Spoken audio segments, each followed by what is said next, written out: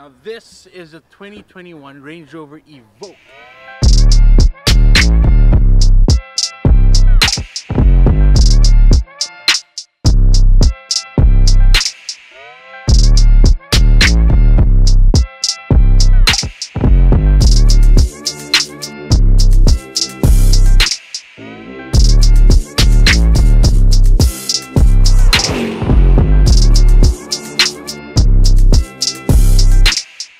So yes, we are in the all-new Evoque. This car, driving this car feels what a Range Rover should feel like. It is designed for women, actually. This is the best-selling car for women. It still has that Range Rover ruggedness to it.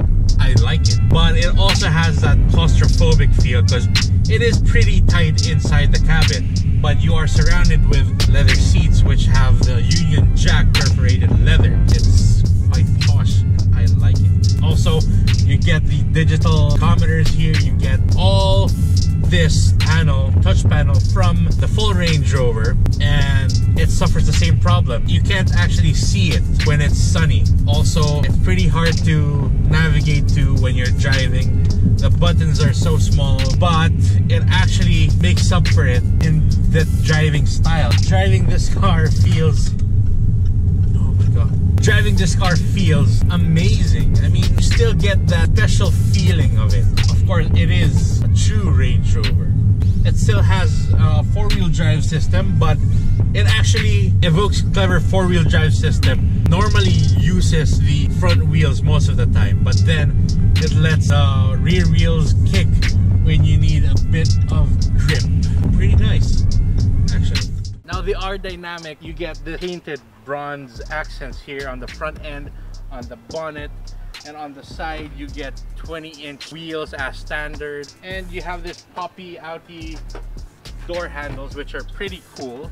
That's pretty nice. Check out the interior, it's actually pretty cool also. Seat perforations are shaped like the Union Jack flag. Attention to detail is really nice here. At the back, not much space because, you know, this is the baby Evoque. Now this is actually designed for women. Range Rover actually says it is, and women actually like it. It's actually pretty nice. Look at that. Now the Evoque's engine has a 2-liter petrol engine, and well, it's actually pretty clean. It's an Ingenium motor, so basically Range Rover, all Range Rovers has the Ingenium engine. This is good for around 300 horsepower with 375 newton meters of torque, and it's also assisted by an electric motor. Now you can't really use electric motor as itself. It actually works in the engine altogether, so that's pretty neat. Now here are 5 annoying reasons why we hate the Range Rover Evoque. Now the infotainment screen takes ages to load, so you get impatient when you try to connect your Bluetooth or set up the navigation, as you can see.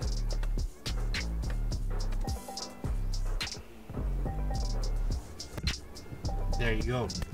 Now the climate control panel is touchscreen, but it's actually quite complicated to operate while you're driving. The buttons are too small, and sometimes it's the sun glares and you can't see anything. Pretty useless. Range Rovers don't exactly have the best reliability record, so there might be a chance you would end up on the side of the road and, well, cry. Now the car constantly and randomly makes this weird noise, groaning noise, and I don't know, but it's not doing it right now, but it's really annoying when you have to do pieces for the camera.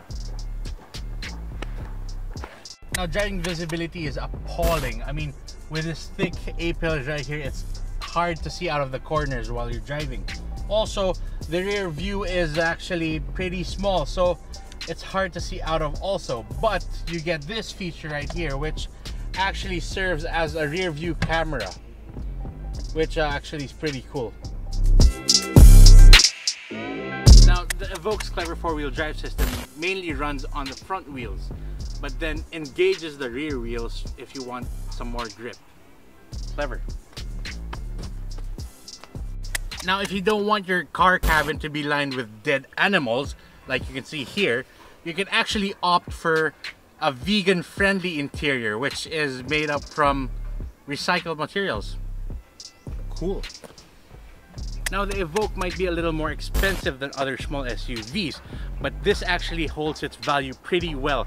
After 3 years on average, this thing holds up to 63% of its value.